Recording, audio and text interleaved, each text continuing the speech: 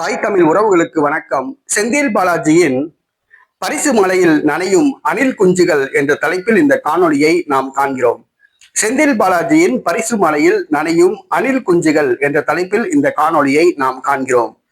கரூரில் நடிகர் விஜய் சுற்றுப்பயணம் செய்ய திட்டமிட்டுள்ளார்.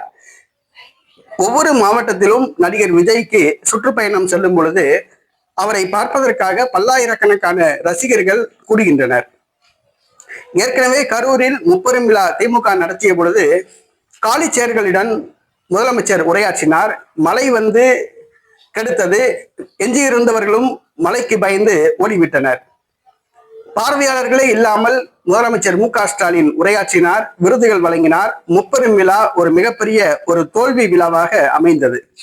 திமுகவின் தோல்வியை உறுதி செய்தது. கரூரில் திமுக காலியாகிவிட்டதை உறுதி செய்தது. இந்த சூழ்நிலையில் கரூரில் நடிகர் விஜய் சுற்றுப்பயணம் செய்ய திட்டமிட்டுள்ளார். அப்பொழுது நடிகர் விஜய் பிரச்சாரத்திற்கு வரும் பொழுது கூட்டம் அதிகம் சேரக்கூடாது என்பதற்காக செந்தில் பாலாஜி அதிரடி நடவடிக்கையில் ஈடுபட்டுள்ளார். அதாவது தமிழக வெற்றி கழக நிர்வாகிகளுக்கு பரிசு பொருட்களை வழங்க திட்டமிட்டுள்ளார்.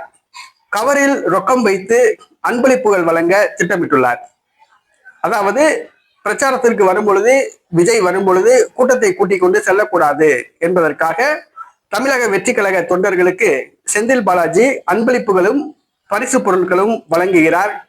பரிசு மலையில் தமிழக வெற்றி கழக தொண்டர்கள் நனைய ஆரம்பித்துள்ளனர்.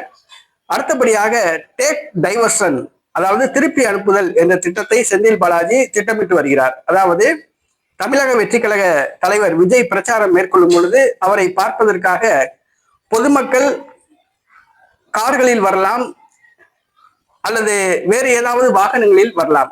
அவர்களை வேறு திசையில் திருப்பி விடுவதற்காக டேக் டைவர்ஷன் என்ற திட்டத்தை அவர் திட்டி வருகிறார். அதையும் நடைமுறைப்படுத்த திட்டமிட்டுள்ளனர்.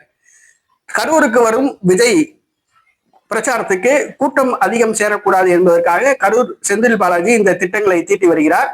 தற்பொழுது தமிழக வெற்றி கழக தொண்டர்கள் செந்தில் பாலாஜியின் பரிசு மலையில் நனைய ஆரம்பித்துள்ளனர். இது தமிழக வெற்றி கழக தலைமைக்கு தெரியுமா தெரியாதா என்பது தெரியவில்லை.